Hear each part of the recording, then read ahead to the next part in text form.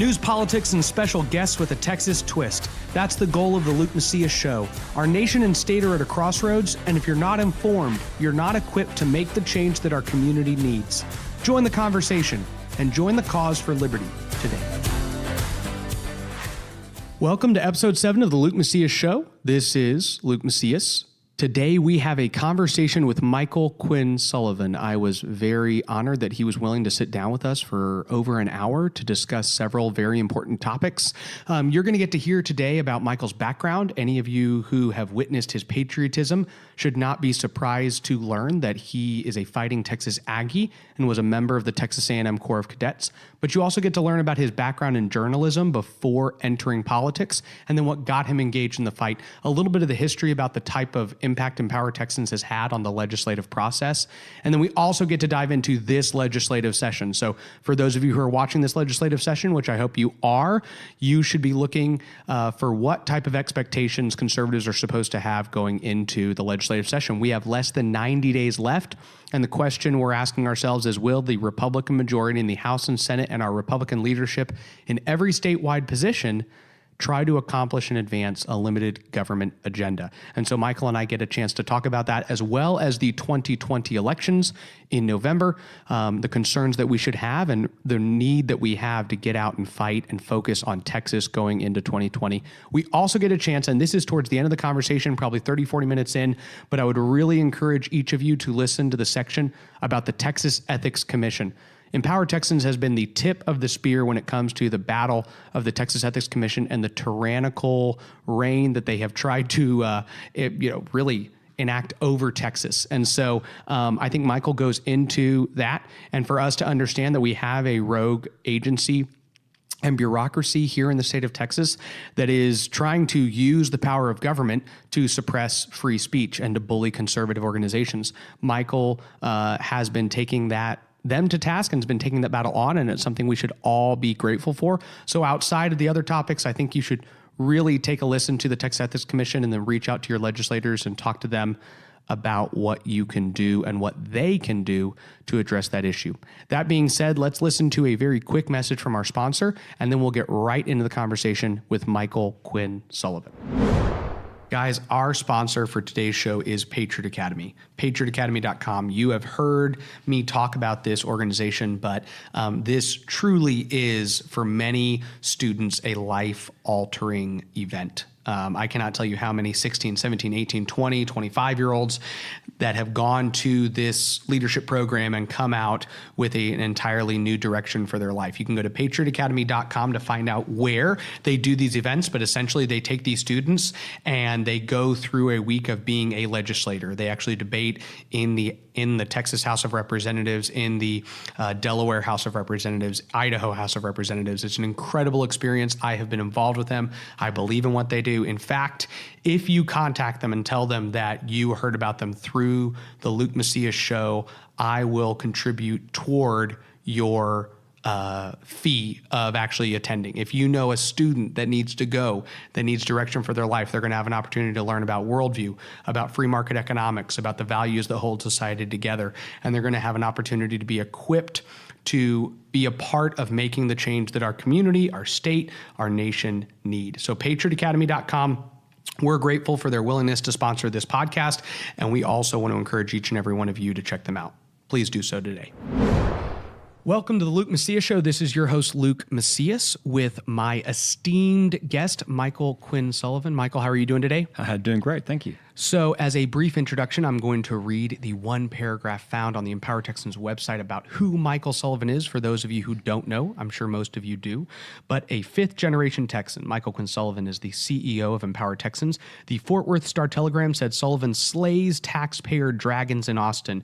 When the heat is on in Austin, Michael Sullivan knows how to make it even hotter. Texas Monthly dubbed him the enforcer on their list of 25 most influential Texans, and the Dallas Morning News has called him the state's most influential unelected Republican. I would say that means that we are very privileged to have a conversation with him today. Michael, thank you so much for joining us. Thanks. I whenever your opponents say what they think might be passingly positive things, but it's usually good to recheck everything you've ever done in your life. It is. Well, Michael, I wanted to start the conversation off just by you having an opportunity to give our listeners a little bit of your background. What brings you to the point that you're at today as the CEO of Empowered Texans? Where did you start? At what point did you think you might be interested in trying to affect the political process in some way? And how did that play itself out? I think I can honestly say that where I am today is there's a direct tie to right out of Texas A&M. I was a newspaper reporter, had very little interest in state government and government. What did in general. You study at A&M? I basically shined my shoes in the Corps Cadets and Aggie Band, and my parents were pretty sure that was the only thing I was getting out of A&M was how to have nicely shined shoes.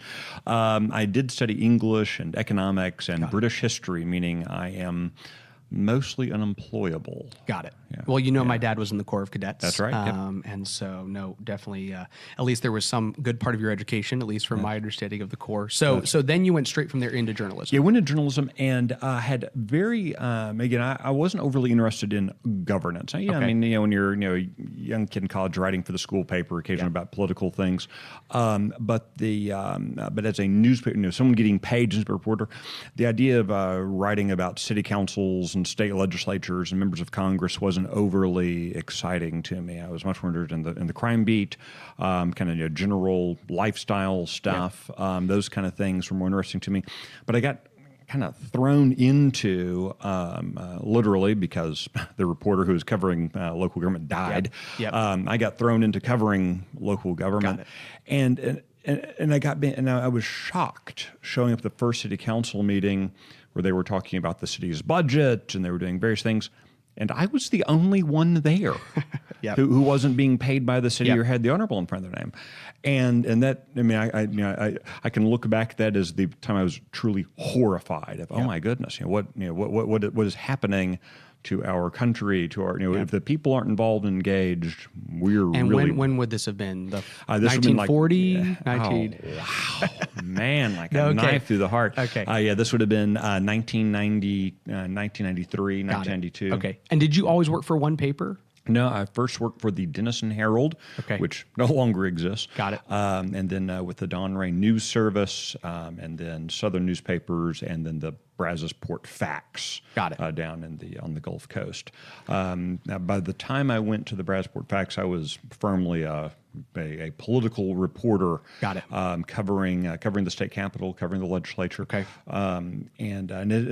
It's been very fascinating over these years now to kind of watch back and forth what has and hasn't changed in state government.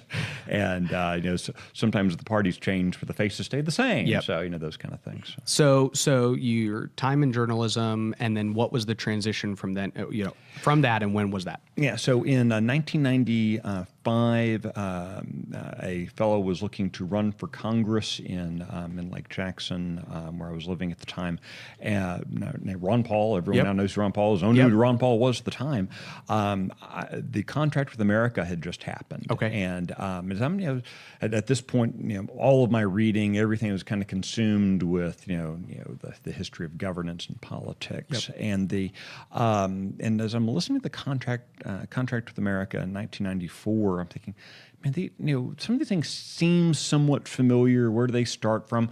So I wrote a series looking at the contract with America, and what I discovered was that 8 of the 10 items had been introduced by this congressman, physician from Brazoria County back in the late 70s, early 80s, named Ron Paul. I thought, I'm going to track this guy down. Ended up getting to know him. So when he decided to run for Congress in the 96 cycle, which would have been 1995, he made that decision. He asked me to come work for him. I thought, this guy has no chance of winning. So what was he writing in the 80s? Was he writing that as a congressman? I can't remember his he was a member. path. He was a member of Congress from 78 to 84. Got it. And so these are things that he introduced as a member of Congress, and said there was actual legislative history behind those things. And so I went to work for him as his press secretary. pretty certain he wouldn't win. Yep. I think, but this will be a good experience, kind of see. And I was very upfront with him. I wanted to do it so I could be a better reporter. Yep. I wanted to be able to kind of see what the inside was like, knowing I wouldn't be able to work where I had been working. Kind of once you kind of mess the waters there, but I could move on somewhere else, then go back to being a political reporter. And then lo and behold, Dr. Paul won. Yep. So my wife and I moved up to Washington, D.C. Okay. Worked for him for a couple of years, got really sick and tired in the late 90s of being around Congress and all that stuff. Well, there's another place that hasn't changed much. Another place that is resistant to change, I was talking to a congressman this week who has formerly spent some time elected in the Texas legislature and spent some time in local politics. And I was just hearing all of the vast differences. We think the Texas legislature is inept because it often is. And then you compare it to Washington, D.C., and you're like, wow, we have a lot of ineptness that we could catch up to if we really wanted to find out how to not run a legislative body. I mean, they make us look like geniuses in the Texas legislature. It can get worse. Oh, yes. It can get worse. And I think it gave me just a hint of gratitude, which was probably quickly wiped away by one of the big government bills that got filed that day in the Texas legislature. So, so you work with Ron Paul up in D.C., and then you come back from there. What was that? Yes, I had an interim stint at a think tank up there, Texas Public Policy Foundation. Was looking for someone to be the Austin office. The organization had been based in San Antonio for a long time, since its inception, more than a decade at that point. And they asked if I'd be interested in coming to work in Austin. I thought that sounds great. Get back to Austin isn't in Texas, but it's really close to Texas is the way I like to talk about. You can see Texas out of a lot of high building windows if you're in Austin.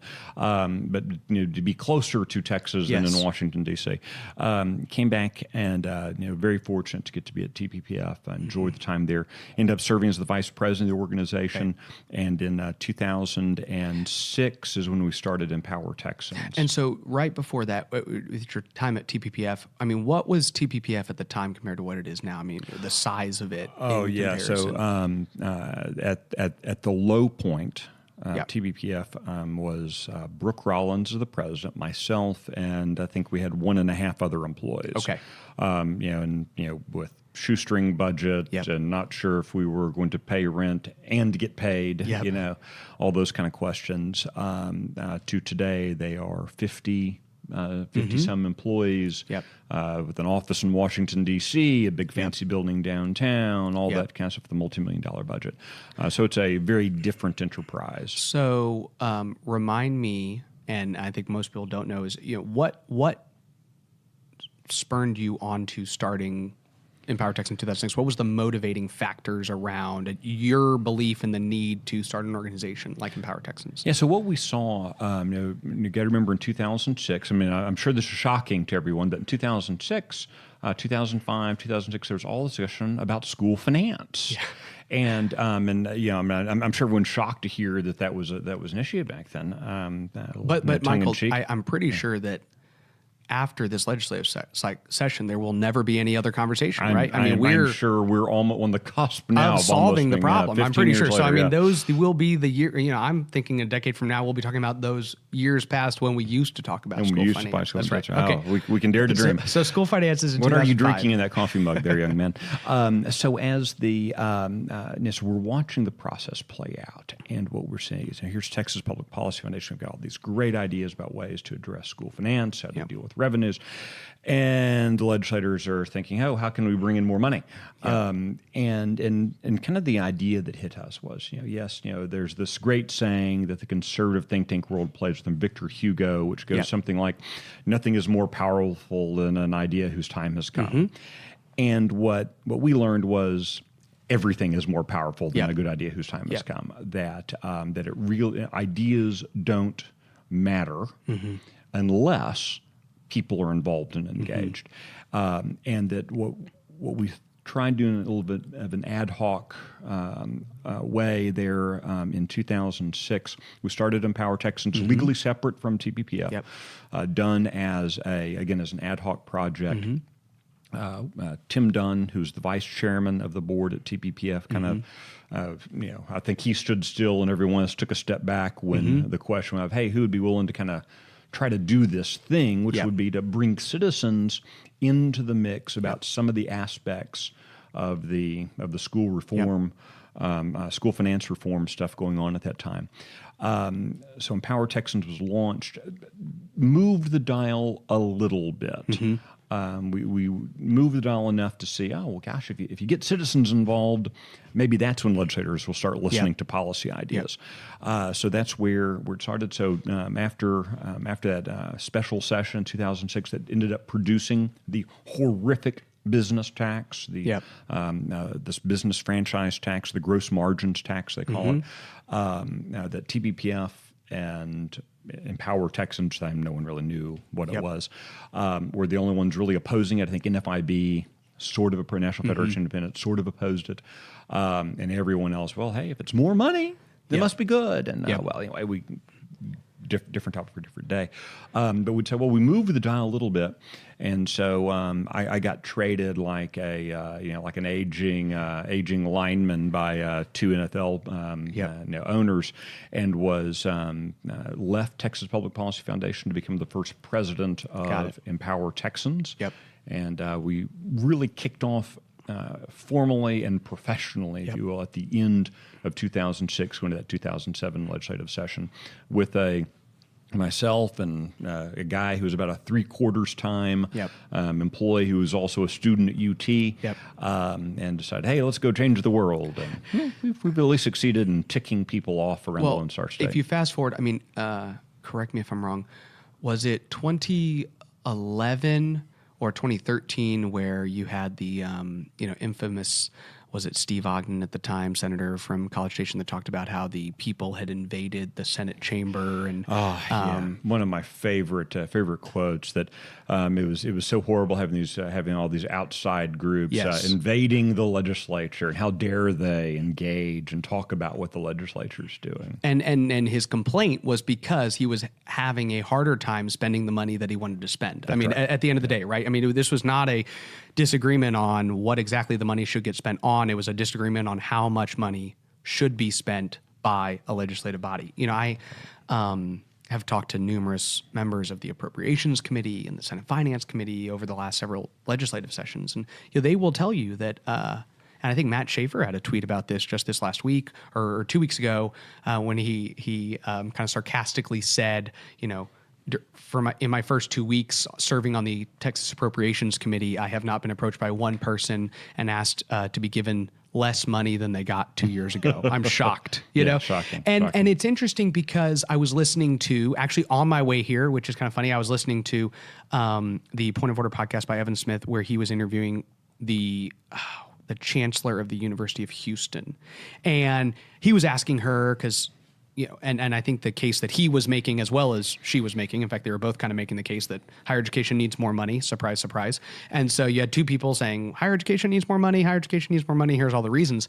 And he asked her, well, where do you think it should come from? Because if you want more money, it means somebody else not getting more money. And she's like, well, I'd hope they wouldn't cut public education to fund higher education. There's a statement like that. I don't want to put words in her mouth, but that was basically the statement she made. And she said, but my job is to go in and advocate on what we would do with additional resources. And at that moment in time, it was just another clarity. I didn't come to any epiphany, but it was the idea that, she's saying, I hope they don't take any money away from anybody else. But my job is to go in and let them know what we would do with additional resources, right? Actually, what she was saying was, I hope they will take more money from the taxpayers. Yes. What the president of the university, or the chancellor, whoever it was, whoever this person was, like every other government bureaucrat, their view is government should always get more. Yep. And when they say, I don't want money to come from anyone else, what they mean is anyone else in government. They are more than fine with more money being taken from taxpayers. Taxpayers are an ATM machine for government. That is the only reason you live and breathe and exist is to pump out cash that government bureaucrats can spend. And I think that is there's no greater clear, I guess, story that to me provides support for the existence of Empower Texans, then that statement right there, because she's saying, I'm not asking for money to be taken one place or the other. It's my job to say, if you gave us more money, here's what we would do with it. And so you have your appropriations member, subcommittee chairman, whatever you are, finance, and your schedule is chock full of meetings with people who are just there to tell you what they would do with more money if they had it. And nobody walks in and says, hey, I'm a taxpayer, and here's what I would do with more money if you were to take less of my money. Here's what I would do with my money if you took less of it. Like that conversation isn't had unless there is and so when, I sometimes stop mid-sentence because I have another idea, but when Steve Ogden is sitting on the Senate floor saying outsiders have invaded the process, when he's talking about the budget, do you know what he's talking about? He's talking about that conversation. See, the conversation had never happened in the Texas Senate before where somebody had said, hey, if you give me more of my money back, if you take less of it, let's just say it that way. If you take less of my money, here's what I would do. And when that conversation started happening in the legislature, guess what? It became harder to spend the money. Well, I mean, so we maintain in politics that the fight is never the fight. The fight is actually what the fight is about. Absolutely. All right. And so that to the extent that that someone else is defining the fight, you're always going to lose. Yep. Up until Empower Texans launched, and I can't claim much credit for this. This was kind of a groupthink decision that we made. Up until that point in Texas, the more dollars that came in than had been anticipated was referred to as unappropriated revenue. Meaning, if we'd known it was coming in, we would have spent it. Yeah. Absolutely. And that's now been shifted because of Empower Texans, because we came up with this cute little jingle and other things. That parlance has completely been stripped. And now we talk about surplus dollars. Yes. And that's that's been a huge improvement. And now making these guys have the question, because when it's unappropriated revenue, that says, well, it's money that obviously must be spent. When it's surplus, now it's a different discussion. Do we spend it or do we give it back to the taxpayers? Sadly, for the last decade, they just decide to spend it. Yes. But the mere fact that they're having to have this discussion is at least moving in the right direction. It reminds me of the 2014 elections for comptroller. You had Harvey Hildebrand and Glenn Hager running, and Susan Combs had famously always been very conservative in her revenue estimates. I think that's something that conservatives should be grateful for her, to her for. And Hager has tried to follow in those footsteps to say, I'm not going to assume that everything is going to happen exactly the way that the appropriators want it to happen, right? And so when Harvey Hildebrand ran, I remember he was making some speech at like the Kerrville Republican Women or San Antonio or somewhere, and maybe it was the state convention for the runoff or something. Well, it wasn't the runoff because Glenn won without a runoff. But Harvey said, one of his big talking points was, I am going to give you more accurate revenue projections, which the interpretation of that is higher revenue projections. And then he said, so that we can provide more tax relief. And I thought that was one of the funniest lines I'd ever heard, because it's like, Harvey, you've spent over a decade in the Texas House of Representatives, and everyone knows, including you, that if the legislature has said, hey, now that you've passed the budget, there's $2 billion extra dollars there. They're not going to turn around and go, great, we could give that all back. You could give them money after they pass the Appropriations Act. And I really don't think that the legislature would say, let's give that back. I think they'd go, special session. Let's come back because we just realized there's unappropriated dollars. I mean, that's what it would be. So often taxpayers feel like they're not even the last people in line. They're just not in line. There are times where they should rightly feel like they're not in line. And so if more money magically poofs because Harvey Hildebrand's elected comptroller, that's not coming to you. That just means that the universities or the public education institutions or the various state agencies that we have will just have another bite at the apple. Yeah. So, so thank you for that background and all that. Going back to your time in journalism really quickly, you spent some time as a reporter. You spent some time in what people would consider like a traditional media outlet. Journalism is very different today compared to what it was when you were back in the a journalist. 1830s. I don't know when. I can't remember, a long time ago. But at that time, what are the shifts that you've seen within journalism, and how do you? What are shifts that are maybe positive, if there are any? And then what shifts are more negative just for society as a whole, do you think? So I'll start with the negative so I can end with the positive. I think on the negative side, we have seen,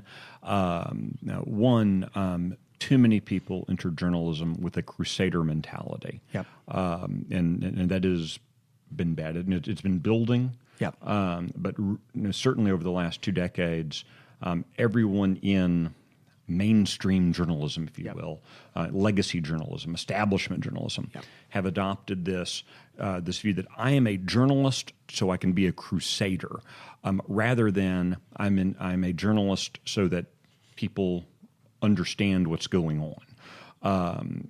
As a young newspaper reporter at the various newspapers, I can tell you, half of all the newsrooms were actually stacked with people who either didn't go to college or didn't graduate from college. There were people who just they were good writers. 7th grade level writers who had insight into various things and were faithful journalers of the day. Yep. And today that you're not going to get a job in legacy journalism unless you have a journalism degree from a J school in which you are taught to be a crusader. Yep. And that is incredibly damaging for the profession, which is why, again, on the negative, we see fewer and fewer people reading local papers, because too many of these local papers they've adopted that we want to be Woodward and Bernstein rather than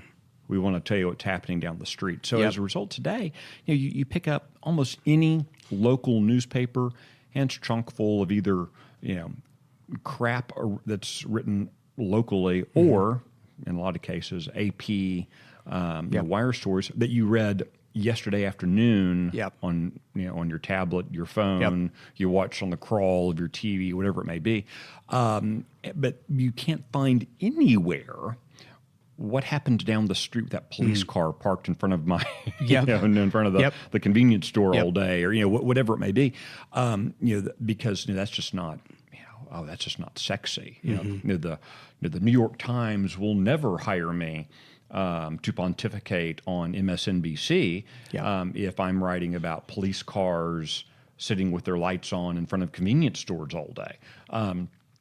So that's it's that kind of crusader, I want to be famous mentality in journalism. Thanks, very negative. On the positive side, though, I think that what we see is the marketplace has rather than just going ahead and eating the junk food they've been given by the media, they're saying, no, we don't want that anymore. And you're seeing all these local newspapers plunge in subscribership, the number of people who in real numbers plunging, not just percentages of population, but in real numbers plunging.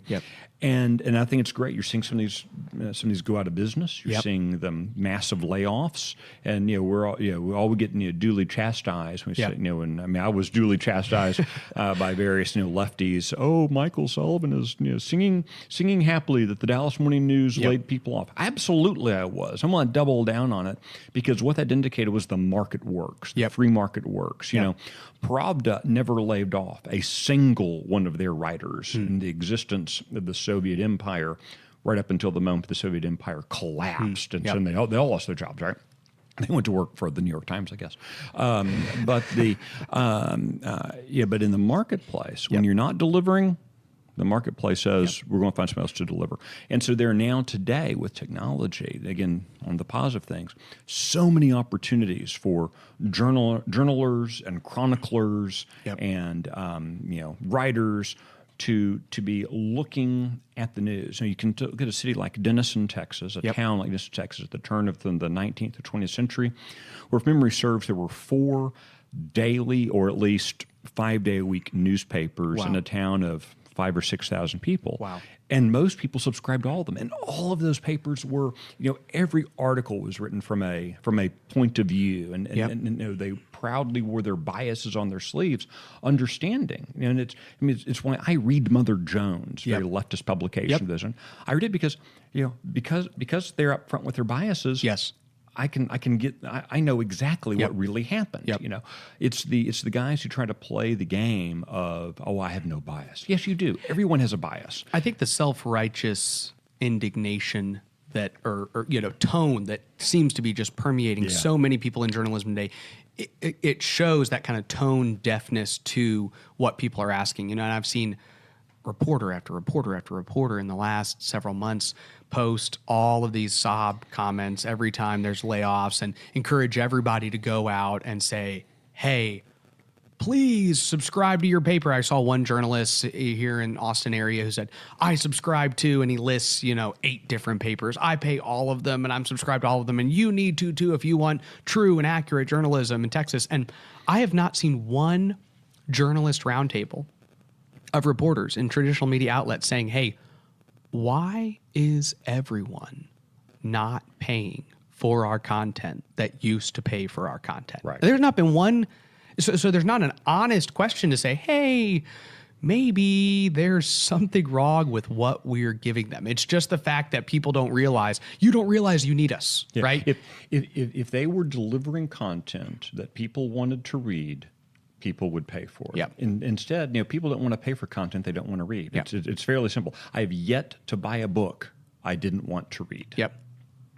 I mean, if your boyfriend or girlfriend seem to be losing interest in you, the right approach is, and this is relationship advice from Luke, which is very quality advice. But the right approach is not to go to them and say, why don't you like me anymore? I'm a great person. It's to try to figure out, am I mistreating this person? Right. Am I not showing them love, care, compassion?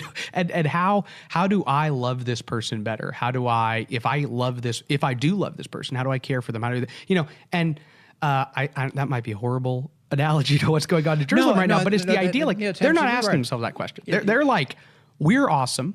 Why do people not recognize it? And it's people's fault that they're not finding our content completely, how dare they not want to pay me to be a crusader to give for my causes opinion that they don't believe in? That's right. How dare they not pay me to tell them what they're supposed to believe? Right. And as a kid growing up in North Texas, at various points we lived in North Texas, we would subscribe to both the Dallas Morning News and the Dallas Times-Herald, and sometimes even throw in the Four-Star Telegram, depending on which part of kind of the Metroplex region we were living in at the time, as well as then whatever local paper there was. Mm-hmm. Just for that reason, because you wanted a mix of information today. Instead, all you get is kind of a unified self-righteousness coming out of the press, which just isn't attractive. So we are in a legislative session right now, and we have less than 90 days to go before the end, which is good because they'll be able to stop growing government, which seems to be greatly expanding at different times across our nation, local, state, federal, whatever. But when it comes to this legislative session, we've got Republican control, the Texas House, the Texas Senate, every single statewide. So what are some of the expectations? And y'all have been doing a lot of writing about this, which I think, just to remind everybody, you can go to texasscorecard.com just to read about some of the information that Empower Texans is putting out. But I think that y'all have been providing a lot of guidance and vision for the legislature on things that they could be accomplishing that Texans want and the matter for 2020 elections. I'll talk about the 2020 elections here shortly. But when we talk about the legislative session, Michael, what are some of the expectations that people should have coming out of the session? What are some of the things they should hope are accomplished and they could potentially feel proud about if they are accomplished? I'll note just philosophically, I have increasingly rejected the division between legislative sessions and election seasons. Okay. Yep. Because what we should expect lawmakers to deliver on in 2019 are the things that they promised us they would do in 2018. If someone comes to me wanting a job and says, Michael, if you hire me, I am going to do X, Y, and Z for your organization, I kind of expect that they're going to do X, Y, and Z. Yep. The person who seeks a job and says, I'm going to do X, Y, and Z, but then doesn't deliver X, Y, and Z, they don't get paid for very long. I fire them. Yep. It's not personal. Yep. Look, my organization needed X, Y, and Z done. You said you would do X, Y, and Z. If you're not delivering X, Y, and Z, then I need to find someone else who can do it. And maybe you can convince me of why 1, 2, and 3 are a better deal. Well, let's have that discussion. Yep. But so when we're looking at the 2019 legislative session, the number one thing we should be asking is, are you doing what you promised? Are you doing what you said you would do? Are you delivering on the things that you and I agreed in that somewhat mystical, relationship we're into on the first Tuesday in November? You said you were going to do these things, and I said, great, I'm hiring you to do those things. But inevitably, what seems to happen, and what we as citizens tolerate, and it's our fault. Let's remember this: it's our fault. We can blame the legislators, but it's our fault. And when we're not holding them accountable, it's our fault. Where the legislators come and they will give us the campaign talk, but then boom, they get sworn into the legislative session, and now it's governing stuff that they do, and they pretend like you and I should not tolerate that. There should never be a difference between what they say and they do, and that's indeed where I think that where we have developed our the love-hate relationship or the hate-hate relationship or whatever it is that a lot of elected officials have for us, is because for us, what we do to empower Texans, what our news product Texas Scorecard tends to do a lot of, is looking at that delta between what is said and what's done, looking at the amount of sunlight between what a politician campaigns on doing and what they actually do. So in this 2019 legislative session, these guys should be delivering on property tax relief, where you actually see a smaller property tax bill. They should be delivering on property tax reform, where the system is more fair. You can go down the line. There are all sorts of very practical things that the lawmakers should be doing. But the first thing you as the listener and I as all of us as voters should do is kind of take a think back to what they promised us just a year ago that they would be doing, less than a year ago, what they would be doing. And if they're not doing that, we need to start firing them.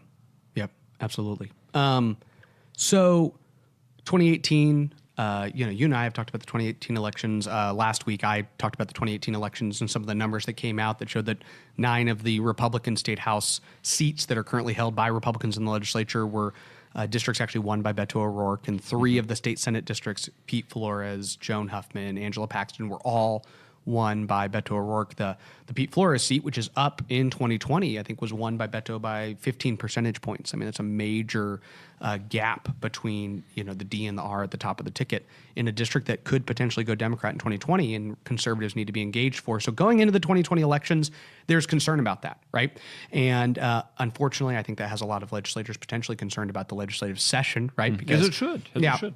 And I think Republicans always seem to, if they are not sure the elections are going to go their way, tend to not want to accomplish the policy directives that they've campaigned on. I think Democrats... It becomes a self-fulfilling prophecy for them, because the Democrats can say, hey, your guy promised property tax relief. Did he deliver? And he didn't. And he didn't deliver. And so, so now let's vote the bum out, because trust us, Democrats will do better on tax relief than Republicans will. Yeah, right.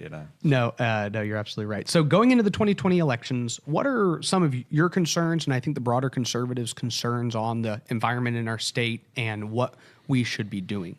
So a lot of the exit polling and survey work that I have seen since the November election is that voters in Texas, by and large, have not rejected conservative philosophy. They're pro-life, pro-family. They want small. They want government out of their businesses, out of their lives as much as reasonable. They want to keep more of what they earn. They want to make sure that jobs are more accessible. All those, all the right things, right? But yet they voted for Beto. And you talk to people. I talk to people at church. Talk to people at my family's churches and things, who strong Christians, pro-life, who voted for Beto. And this disconnect. And what a lot of them say is, well, the Republicans aren't delivering, so why not the guy who looks cool on a skateboard? And I think that is the 2019 and 2020 challenge that Republicans have, is that voters are getting tired of oh, trust us. If you reelect us, next time we'll do it. Yep. There was a campaign this past fall in 2018, and I won't out the candidates, but I'll just note that this candidate, who was an incumbent who lost, had a mailer that said, we need to reelect our Republican incumbent because the Republican incumbent is going to be fighting for property tax relief. And that was absolutely true. Mm-hmm. That is absolutely why we all wanted the Republican incumbent to win. But to the discerning voter, the 85% of Texans who vote who don't participate as Republicans or Democrats. They are just human beings who register to vote, and they remember to show up, and they have jobs. They pay their bills over the kitchen table. They're just human beings who are trying to do right by their families. Right? They get that piece of mail, and they think, haven't you guys run state government for 20 years now? Yep. And why are you still trying to do this? Why haven't you done it and we've moved on to something else? Yep. And I think that's where the disconnect comes in with, again, a lot of these numbers show Republican voters turned out, and the Democrats turned out their voters. It's just that 85% middle went, maybe the Democrats will be honest, and that's the challenge for the Republican majority, is to deliver on things that people can practically sink their teeth into and say, well, thank goodness we've got the Republicans, because the Democrats wouldn't have done this and the Republicans did. And so there's a clear distinction. And I think James Dickey said that on our podcast, 4 weeks ago. He said the same thing, saying, there are certain things you do because you don't want them to be able to use it against you. So school finance is a good example where, okay, if Texans generally think school finance needs to be reformed, you want to address that to an extent because you don't want Democrats to be able to say they refuse to address school finance, which we know has been getting addressed for decades upon decades upon decades. You can set your clock by doing school finance. So you do it so that they don't have it against you. But then you also should try to do something that you could actually say, we accomplished, and this would not be accomplished without Democrats. I think it'd be unfortunate if people's takeaway from the 2018 elections are, hey, here are the things that the Democrats that picked up suburban seats ran on. Right. So let's try to basically push that agenda this session, and then hope that people say, hey, we gave you what you wanted because you elected these Democrats in these suburban districts. Ask President Mitt Romney how it works out when you try to play cute games. Ask former President John McCain how it works out. The political landscape is littered with Republicans who think that, well, if I just moderate a little bit, if I just try to appeal and appease the left, attempting to appease a hungry crocodile doesn't work. You will be eaten. With individuals, right? Take the legislator with the individual conservative Texan listening in here, as they look at 2020. And I remember you talking about this at your gala, y'all's gala at the end of last year.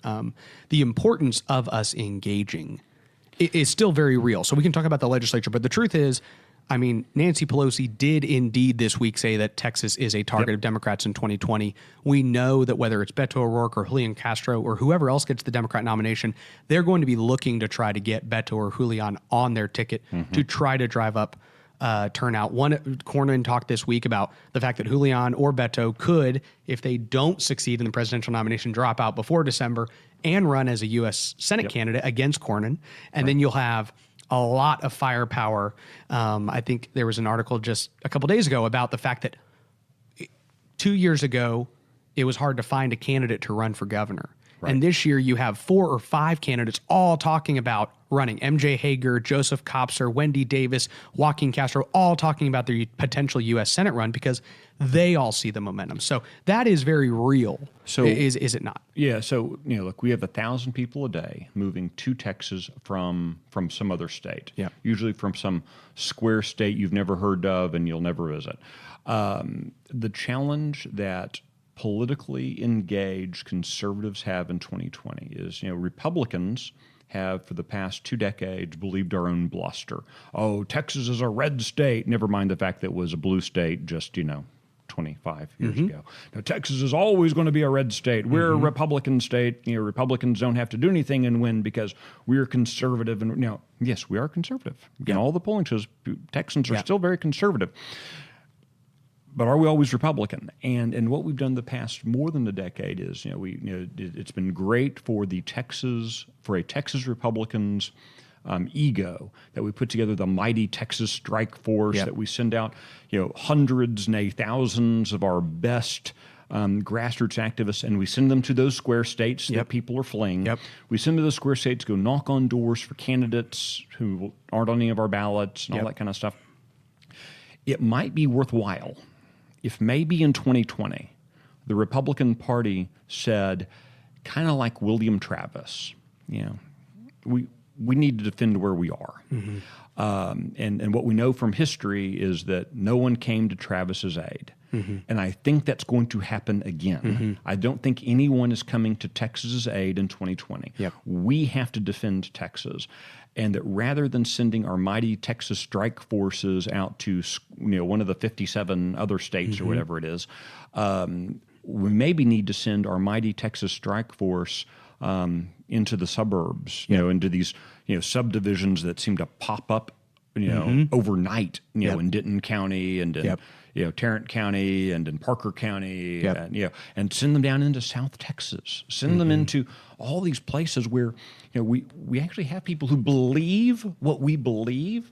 We're just not knocking on their doors. We're just not interacting with them. We will never, hopefully, have the opportunity to buy off people the way the Democrats do. The Democrats succeed in buying people off. We succeed when we connect with people, with their values, with their principles, with their aspirations. But the only way you can practically do that is knocking on their door and having a conversation with them.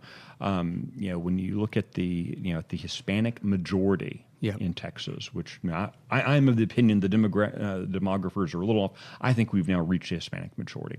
And a lot of our Republican friends, I say to a guy in the last name Macias, oh no, these Hispanics, they're all Democrats. Well, one, they're not. Hispanics register to vote in much lower numbers than Anglos and African Americans.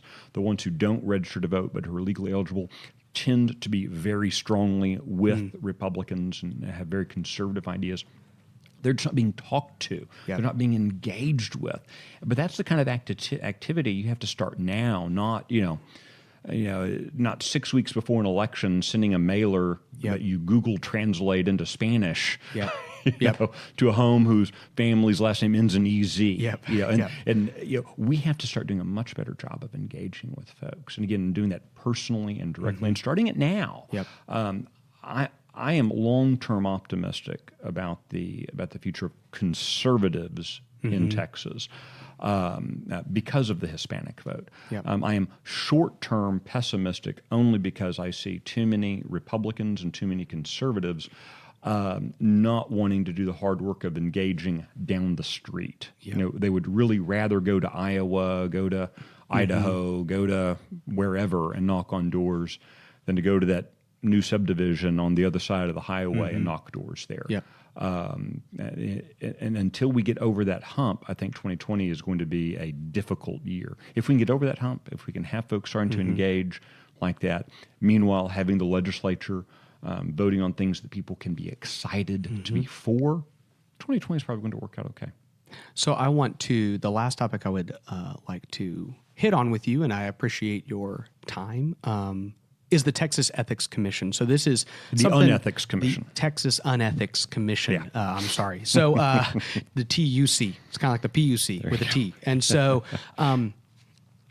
this kind of gets to me and frustrates me because I hear constantly all around the state, especially in that Capitol building, so much misinformation on Empower Texans' original dispute with the TEC, where that has gone, and how their own understanding of their unconstitutional behavior has already borne itself out in their actions. So if you could give the listeners, I would honestly say that a lot of the listeners are not familiar with the background and where that battle started. I think it's a pretty important battle. And I think y'all recognize that very early on before other people would have seen it. So where did this conflict start with Michael Sullivan and the Texas Ethics Commission, or Empower Texans with the Texas Ethics Commission, right?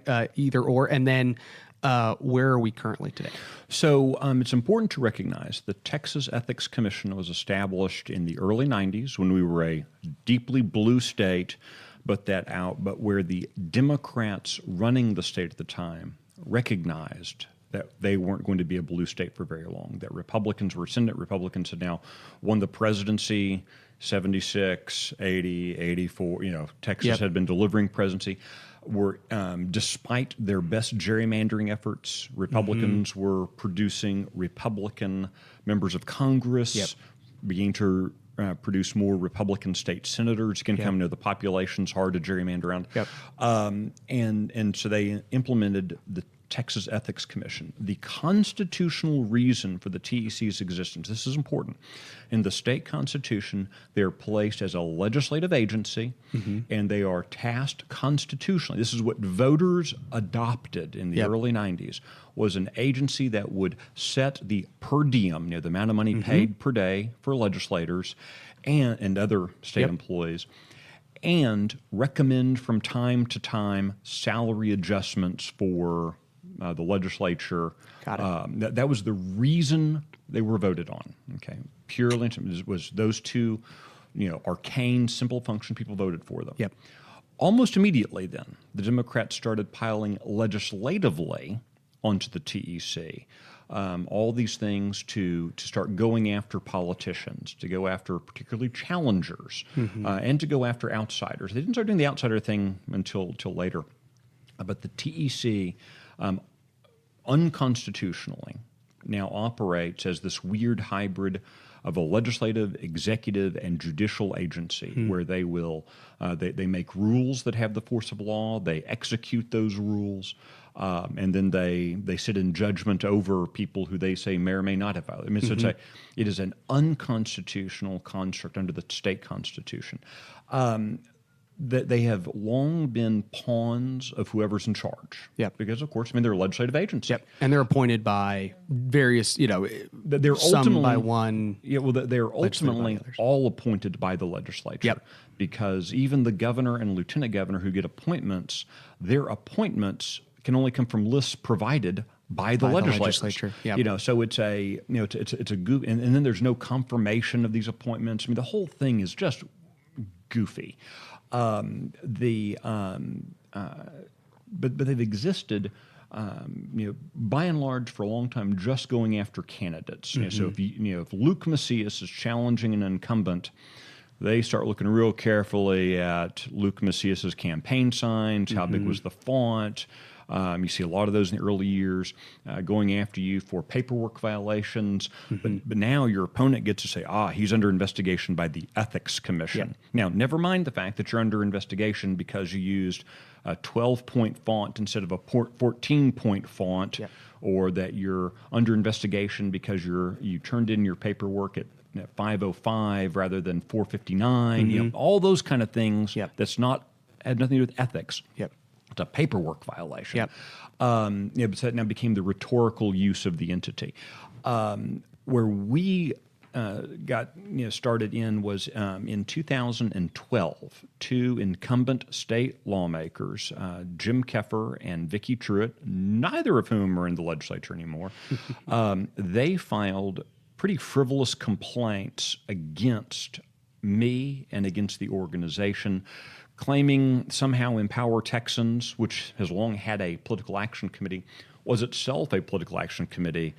What they wanted was to see the names of our donors. Why they wanted the name of the donors? They wanted to see the name of the donors. Same reason the state of Alabama wanted to see the donors of the NAACP. That way they could go in and threaten them and attack them and use their power. You saw State Representative Byron Cook use his office as chairman of the State Affairs Committee at about the same time to go after the Texas Public Policy Foundation, calling donors to their policy orientation and other things.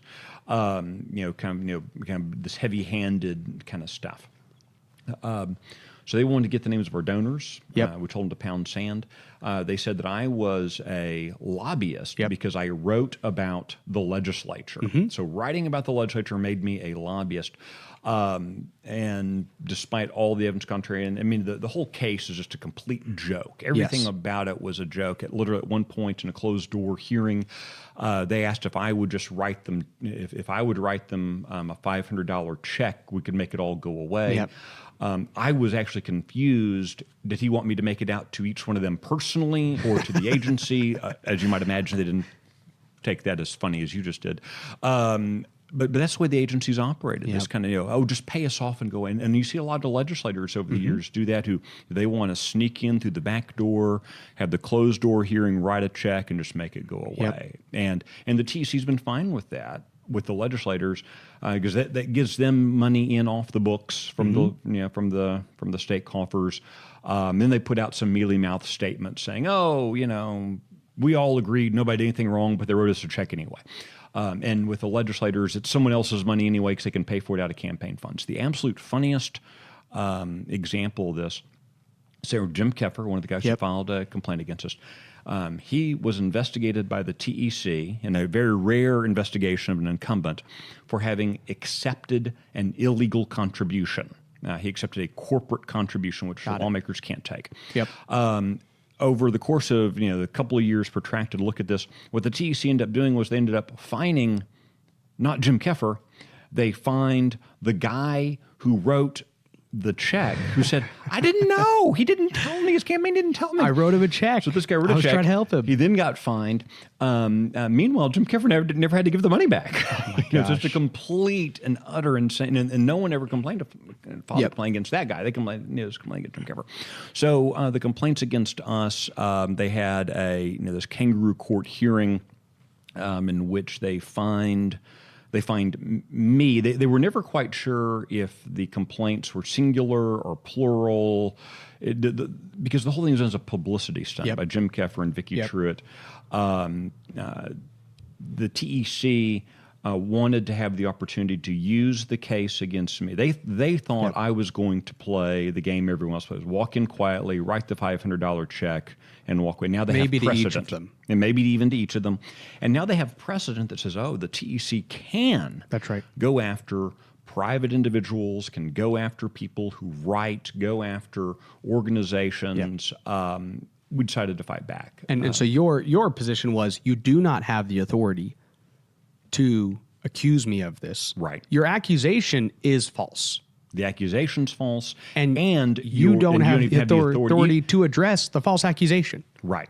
And so so we've now been in court with them for, goodness, we're going on 8 years.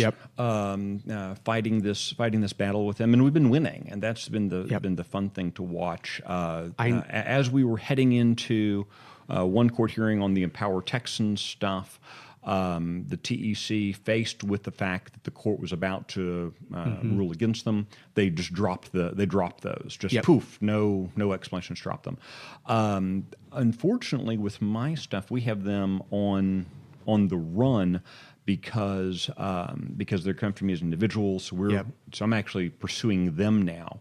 And we're going after them on a number of cases. Number one, they're unconstitutional agency. They're doing things they're not supposed to be doing, which actually at the state capitol here in the past week, their general counsel admitted under oath that we're doing all sorts of stuff, kind of thing. That's going to be used against them, obviously. And the point of this is not because we don't think there should be transparency in government. It's the idea that the transparency of government should be focused on government. That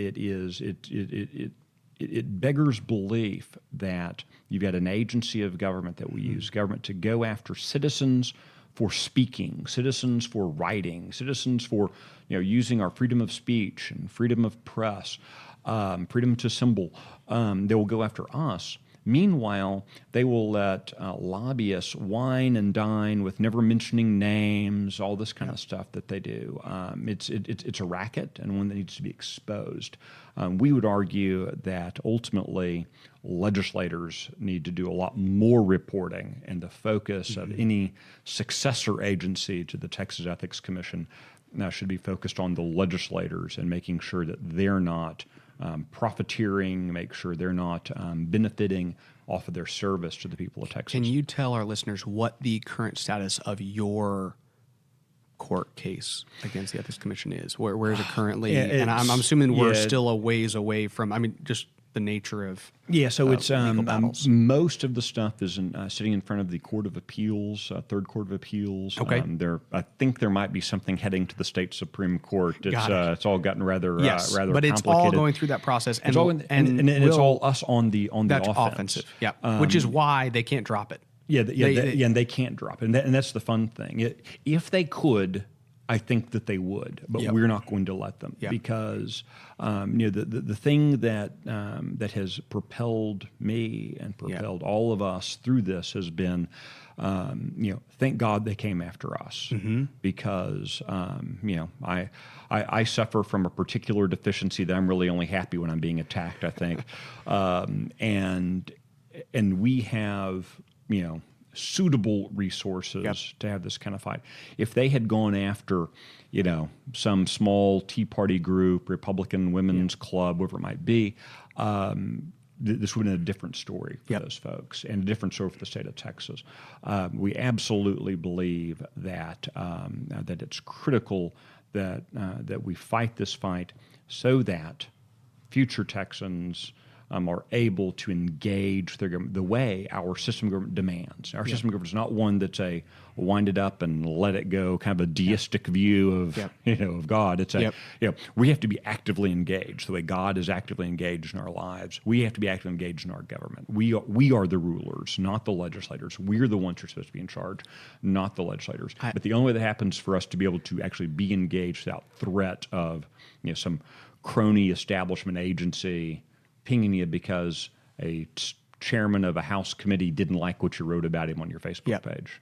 We, I think I mentioned this to you at one point when I was thinking through this, or maybe it was somebody else on your staff or whatever. But I was thinking about the Jack Roberts case because some more information came out about that. I heard it just yesterday, I think. But Jack Roberts is the cake baker in Colorado who was accused of not accommodating somebody's wishes to use his artistic talents to celebrate their gay wedding. And he said, as a Christian, that's not something that I can do. And so, of course, he was fined, and the Colorado, the Ethics Commission or whatever commission they have, we'll call it the CUC, the Colorado Unethics Commission. But they fined him, and that went all the way to the Supreme Court. And the Supreme Court ruled that definite discrimination against his religious views was practiced by the Colorado Unethics Commission. And so I really don't know the name of it, but we'll just give it that name because I don't know the name of it. But they the ruling was narrow in the idea that they basically said, in this instance, it's undeniable that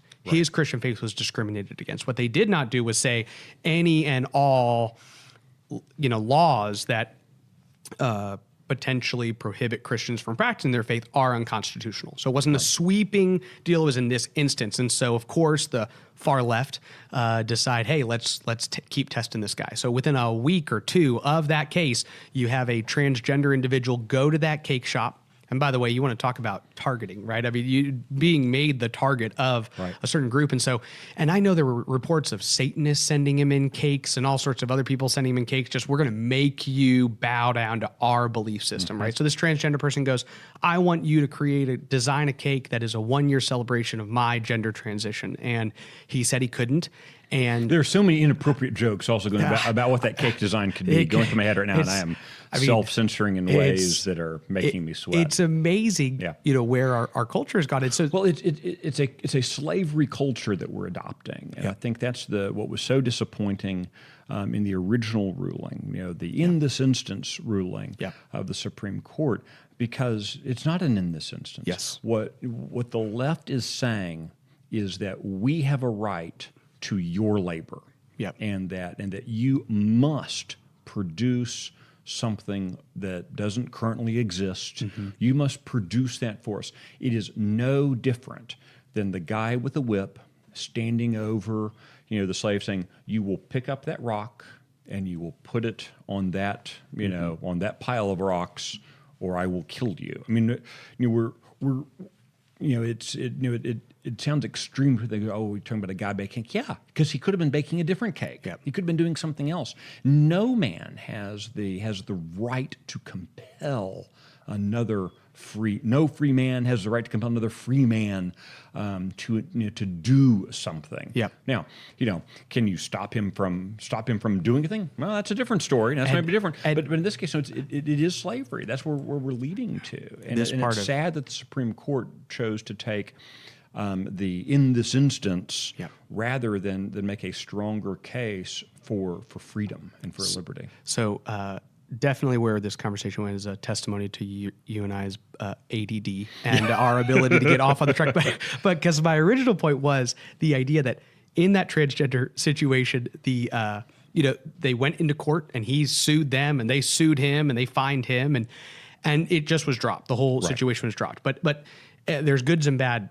A good part and a bad part. The good part is that the state of Colorado essentially admitted, okay, fine, crap, we don't have anything against this guy again, right? And they know that the Supreme Court would rule the same thing. In fact, I think the Supreme Court would say, what the hell? Like, why are you back here again? Yeah. But that being said, the bad part is that going back to the TEC, what he did when he dropped his suit. And again, I do not fault Jack Roberts because this guy has taken on, he has been the tip of the spear when it comes to this war, and I'm very grateful for him. I don't know him, but Jack, if you're listening, I'm grateful for you. So is that, hey, we know we're in the wrong, so we're just going to act like this didn't happen so that we can all go back to it. And they still have the power to continue to try to use that bully pulpit they have, the heavy hand of government against the citizenry. And the TEC, I think, did the same thing. Correct me if I'm wrong, but when they're there before the Third Court of Appeals in the specific case against Empower Texans, trying to say, yeah, we have the right to get a list of every single person that's donated to them and make that list available so that people can start targeting these individuals and all of that. They know they don't have the right to do that, but they're going to act like they do. They're going to spread rumors all around the Capitol that y'all are violating state law and you're lobbying them, et cetera, et cetera. And then guess what? Quietly, they're just going to say, oh, crap. Well, we know that the court's not going to rule in our favor, and that would really hurt us. So after making this person spend all their money, and we've spent all the taxpayers' money, and we've asked the legislature for more taxpayer money so we can hire outside law firms to take this whole process through, this battle all the way down, we're just going to act like this never happened. Because then the court cannot reprimand us for our unconstitutional requests of this person. And that's where I think Texans should be even more grateful to y'all for taking this action. Because if you had just said, oh, you'll drop it, we'll move on, what would be the current situation? The TEC would be back bullying somebody else right now. That's right? Yeah. And they would take them up to the Court of Appeals and then drop it. And take them, and because they can do that. It's not their money they're spending. They're using our money to bully us, to take us as far as we can personally, financially go, to then drop it and go back to getting more of our money and going through the same process again. Well, look, and you saw this with the other reason you should never just go along with the nice, quiet, let's all make it go away thing. Ken Paxton, our Texas Attorney General, in his campaign now 5 years ago, and one of the similar characters with my case, Byron Cook, who was latched in with Keffer and all them. Byron Cook, also not a state rep anymore, he filed this frivolous complaint, and Paxton went ahead and signed off with the state agency. His advisors came, let's just make it go away. Let's just make it go away. Well, that now became the evidence to be used against. Well, see, he entered into this let's make it go away agreement with the state agency. So now you've got special prosecutors, kind of leading a completely frivolous, nonsensical charge against him. That's what we wanted to avoid. Mm-hmm. That if when you start playing those games, you might get lucky, and the TEC will leave you alone. Or the Travis County DA or the whoever else may start coming after you. And again, Ken Paxton's a big boy. He can take care of himself. I'm a big boy. I can take care of myself. But there are a lot of people who really just want to be able to post on their Facebook page about what they think about what their lawmaker's doing. There are a lot of people who want to be able to have a conversation after church about what they think the legislature should be doing. And it's not right that they should be bullied and threatened into silence, because that is where the TEC is going. That's where a lot of our legislators would like to see the TEC go. And it's up to each one of us to say, no, the First Amendment still matters. On that note, Michael, I cannot tell you how grateful I am that you've been willing to sit down and talk to us today. Are there any final words you have for Texans listening about the importance of them engaging in their state, in the legislative process, in their local governments, in their county governments, and just engaging more all across the spectrum when it comes to their government in Texas? Our system of government only works when the people are engaged. I think that a lot of us looked at the preamble of the U.S. Constitution and those first three words as some sort of kind of, throwaway poetry. I think it's what our founding fathers actually intended, though, was that we, the people, are supposed to be engaged. We must be engaged. We must be every day. Andrew Jackson said, you must be eternally vigilant, not just in the federal government, but in your states. The threats to liberty are pervasive and pernicious. And the only thing that defends our liberty is every one of us being willing to stand on the wall and guard it. And we only stand on the wall and guard liberty in our country by being engaged. Michael, thank you for your time. Thanks, Luke. Hey guys, thank you so much for listening to that conversation. I think it was very impactful and matters to those of us who are trying to engage in the battle here in the Lone Star State. Michael Sullivan is undoubtedly one of the biggest leaders within the movement of conservatives in our state, and somebody who we should all listen to when it comes to what's going on. Guys, thank you so much for supporting the podcast so far. We are in episode 7 of the start, and since it's begun, I couldn't be more proud about just the type of impact we've been able to have on the conversations in the Lone Star State. I want to encourage you to do just a couple quick things. So we need ratings and reviews on the podcast. Those help us continue to grow. They help get our content in front of more Texans. And so if you could just take a couple minutes to rate it on whatever format you're listening to it on. If you have Apple Podcasts, that is kind of the preferred format. So if you can go there and rate and review it on Apple Podcasts, that would be really appreciated. But if you're on YouTube, subscribe to our YouTube channel, write a review, any of the other podcast platforms, review the podcast, subscribe. It'll get our content to you. We're doing once a week. Again, we have an interview one week and then a quick news update the following week. We want to give you enough information on the most important things facing Texas, because I don't think a lot of people are as engaged in the state level issues as they could be. And so if you'd be willing to do any and all of those actions, reviewing the podcast, rating the podcast, subscribing to the podcast, that would be really helpful to us. Raz was not able to join us today. Technology being what it is, his internet was having problems, so I am flying solo today, but very grateful for those of you who took time to listen to this conversation. And again, please share the podcast with people you know, take those actions, and then also you can follow me on Twitter at Luke Macias TX. You can get on Facebook and look up Luke Macias, like the page, share the videos we share once a week that can get our podcast in front of more people. Guys, we've got to start building an army of educated, informed individuals ready to do battle for the Lone Star State. And I am very grateful for each and every one of you who are part of that team. Thank you so much, guys. God bless you. Thank you for listening to the Luke Macias Show. If you value this content and want our message to spread, please consider 3 of the following steps. 1, subscribe to the podcast on whatever platform you're listening to us on and leave us a review.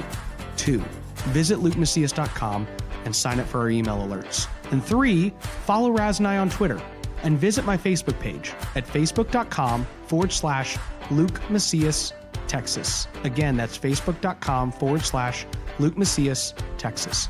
Thank you so much, and God bless.